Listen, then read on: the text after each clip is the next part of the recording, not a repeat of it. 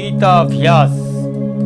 जगत गुरु श्री कृष्ण के श्री चरणों में वंदन करते हुए दूसरे श्लोक में प्रवेश करते हैं। इसका आज अध्ययन करते हैं। दूसरा श्लोक संजय द्वारा कहा गया है, तो संजय कहते हैं, संजय उवाच दृष्ट्वा तु पांडवानीकं व्यूढं दुर्योधनस्तदा आचार्यमुपसंगम्य राजा वचनमब्रवीत्। संजय धृतराष्ट्र से कहते हैं, दुर्योधन पांडव की सेना को देखकर राजा दुर्योधन आचार्य के पास गए और ये कहा। आचार्य से दुर्योधन कहते हैं, इससे पहले इस श्लोक में दो बातें समझ लेनी जरूरी है।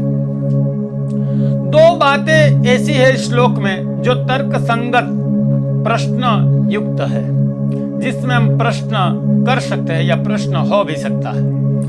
दो बातें ऐसी, कौन सी वे दो बातें?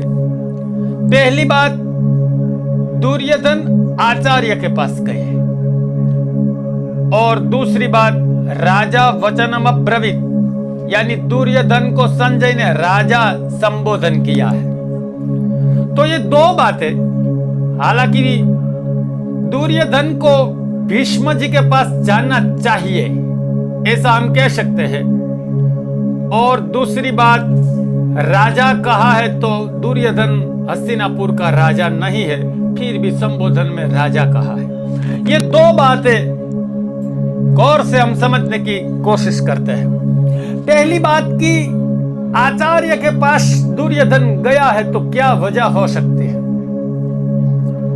तो कहते हैं, दुर्योधन को भीष्म जी के पास जाना चाहिए था, क्योंकि हस्तिनापुर की सेना के प्रधान सेनापति रहे हैं पितामह भीष्म, और रणभूमि में कोई भी दिक्कत हो या कोई भी बात हो या युद्ध की कोई भी रणनीति बनानी हो तो प्रधान सेनापति से बात करनी चाहिए दुर्योधन को। लेकिन दुर्योधन यहाँ आचार्य से बात करने के लिए गए हैं। तो ऐसा क्यों हुआ? तो यहां मैं कहूंगा, दुर्योधन जिस बाहुबल पे युद्ध करना चाहता था वो थे, सबसे अहम दुर्योधन के लिए कर्ण था।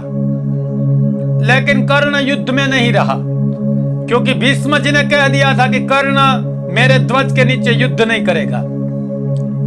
फिर ऐसे दो योद्धा थे दुर्योधन के पक्ष में, जो अर्जुन के बाणों का सामना कर सके और पांडव की सेना को रोक सके या पांडव की सेना पे भारी पड़ सके। वो थे पितामह भीष्म और द्रोणाचार्य। तो भीष्म ने पहले ही कह दिया, मैं प्रधान सेनापति बनने के लिए तैयार हूं, लेकिन मेरी यह शर्त रहेगी कि मैं पांडव का वध नहीं करूंगा। एक भी पांडव मेरे हाथों नहीं मरेगा। मेरे धनुष से जो बाण निकलेंगे वो कभी मेरे बाण पांडव के प्राण नहीं हरेंगे। यह मेरी शर्त तुम्हें मंजूर हो तभी मैं प्रधान सेनापति बनूंगा। और दुर्योधन ने यह बात मंजूर भी कर ली थी। दुर्योधन जानता था कि पितामह भीष्म द्वारा एक भी पांडव का वध नहीं होगा। दूसरा जो योद्धा कर्ण था वो तो युद्ध में था ही नहीं। अभी एक ही ऐसे योद्धा बचा है दुर्योधन के लिए, वो है उसके गुरु यानी द्रोणाचार्य, जो पांडव का वध कर सकते हैं और अर्जुन के बाणों के सामना भी कर सकते हैं और अर्जुन की सेना को रणभूमि में रोक भी सकते हैं। ऐसे योद्धा द्रोणाचार्य रहे हैं। तो एक ऐसे योद्धा, और उनके मन में क्या चल रहा है, क्योंकि दुर्योधन जानता है और दुर्योधन के भीतर शंका भी है कि आचार्य भी पूर्ण रूप से मेरे पक्ष में नहीं है। जिस तरह भीष्म जी ने कह दिया कि पांडव का वध मैं नहीं करूंगा, आचार्य ने ऐसा युद्ध से पहले तो कहा नहीं है, लेकिन दुर्योधन के अंदर शंका तभी पड़ी हुई है कि आचार्य भी पांडव का वध नहीं करेंगे, क्योंकि सबसे प्रिय शिष्य अर्जुन रहा है आचार्य का, और युधिष्ठिर धर्मात्मा रहा है।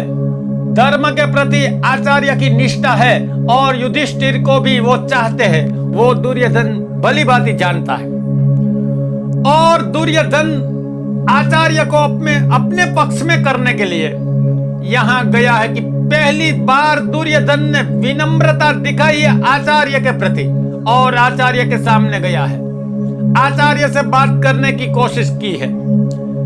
हालांकि आचार्य भी जानते हैं दुर्योधन को बचपन से पढ़ाया है उनको।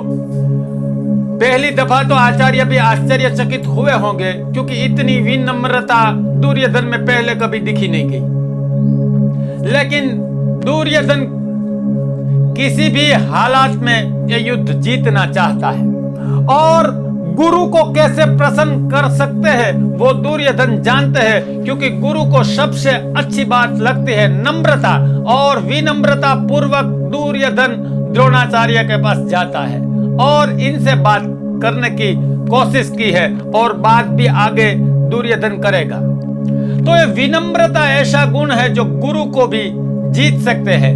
तो दुर्योधन के हृदय में कहीं ना कहीं शंका है कि आचार्य ये युद्ध मेरे पक्ष में पूर्ण तरह नहीं युद्ध कर रहे हैं। तो वो अपनी और आचार्य का हृदय आकर्षित करने के लिए आचार्य मेरी ओर आ जाए और मुझे चाहने लगे, ऐसी बात सोच के शायद दुर्योधन ने आचार्य के प्रति इतनी विनम्रता दिखाई जो पूरे जीवन में नहीं किया। वो दुर्योधन ने एक ही क्षण में रणभूमि में ज्ञान हो गया कि विनम्रता गुरु के प्रति दिखानी चाहिए। ये बात समझ गया दुर्योधन और इसी कारण शायद वो आचार्य के पास गया है विनम्रता से अपने पक्ष में करने के लिए। तो ये वजह दुर्योधन के हृदय में छिपी शंका की वजह हो सकती है कि आचार्य के पास गए हैं, क्योंकि भीष्म जी तो पहले घोषणा कर चुके थे, उसके पास जाना वो दुर्योधन के लिए कोई भी कारण नहीं बनता था। तो ठीक आचार्य को अपने पक्ष में खींचने के लिए, अपनी ओर आकर्षित करने के लिए ये पहला कदम राजनीति या बुद्धिमत्ता का कार्य दुर्योधन द्वारा हुआ। और दूसरी बात, दूसरा प्रश्न की बात कहे तो यहाँ संजय ने राजा घोषित किया है, राजा वचनम अब्रवीत, ऐसा किया है। तो राजा संबोधन किया है दुर्योधन को। हालांकि दुर्योधन राजा है नहीं, हस्तिनापुर का राजा तो अभी धृतराष्ट्र ही रहे हैं, फिर भी संजय ने ये बात कही, तो इसकी क्या वजह हो सकती है? हालांकि संजय भली भांति जानता है, वो धृतराष्ट्र को नजदीक से जानता है क्योंकि उसके साथ रहा है, उसका सारथी है और श्रेष्ठ सारथी भी है और बुद्धिशाली सटीक आदमी भी है संजय। वो जानता है कि धृतराष्ट्र का पूरा जीवन अपने पुत्र पे न्योछावर करते आए हैं। धृतराष्ट्र के हृदय में दुर्योधन के प्रति ज्यादा प्रीति है, जो एक बाप को अपने पुत्र पे होती है, उससे कहीं ज्यादा दुर्योधन के प्रति धृतराष्ट्र ने प्रीति दिखाई है। क्योंकि दुर्योधन के अधर्म में भी धृतराष्ट्र शामिल हो गए हैं, इससे साफ जाहिर होता है कि धृतराष्ट्र अपने धर्म को भी अपने पुत्र मोह में छोड़ने के लिए तैयार है। धृतराष्ट्र का पूरा जीवन न्योछावर है दुर्योधन के प्रति और संजय ये बात भली भांति जानता भी है, इसीलिए संजय ने राजा दुर्योधन कहा है ताकि अपने स्वामी को खुश कर सके। वो संजय दिखाया कि मेरी भी निष्ठा दुर्योधन के प्रति है, हालांकि युद्ध धर्म युद्ध है, मेरी निष्ठा पांडव के प्रति नहीं, मेरी निष्ठा आप पे है। ऐसा ही नहीं, मेरी निष्ठा दुर्योधन के प्रति भी है क्योंकि वो आपका पुत्र है और हस्तिनापुर का युवराज है।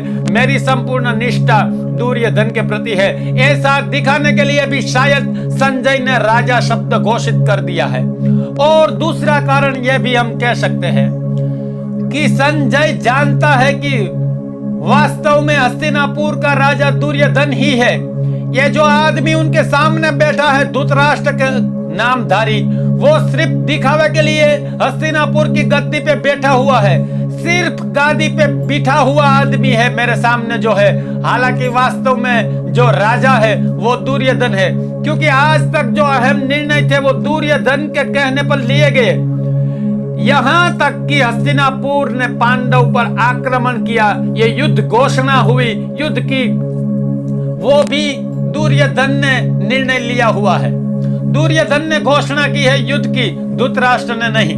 धृतराष्ट्र तो संधि करने में भी राजी था, लेकिन दुर्योधन को किसी भी हालात में युद्ध चाहिए था। कहने का मतलब सभी बड़े निर्णय दुर्योधन द्वारा लिए गए हैं, तो संजय शायद हृदय से ऐसा भी घोषित करना चाहता हो कि तुम तो सिर्फ दिखावे के लिए राजा हो, वास्तव में राजा दुर्योधन ही रहा है। ऐसा घोषणा भी संजय द्वारा हो सकती है। तो ये दो बातें सोच के संजय ने राजा शब्द घोषित किया है दुर्योधन को, वरना राजा तो धृतराष्ट्र ही है। तो ये दूसरे श्लोक में संजय धृतराष्ट्र से कहते हुए दुर्योधन आचार्य के पास गए हैं, और ये आचार्य के पास क्यों गए और ये राजा संबोधन क्यों किया, ये दो बातें अभ्यास करके तीसरे श्लोक का अध्ययन हम अगले भाग में करेंगे। तो आज ये दूसरा श्लोक का अभ्यास यहीं विराम देते हुए सब दर्शक मित्रों को जय श्री कृष्ण।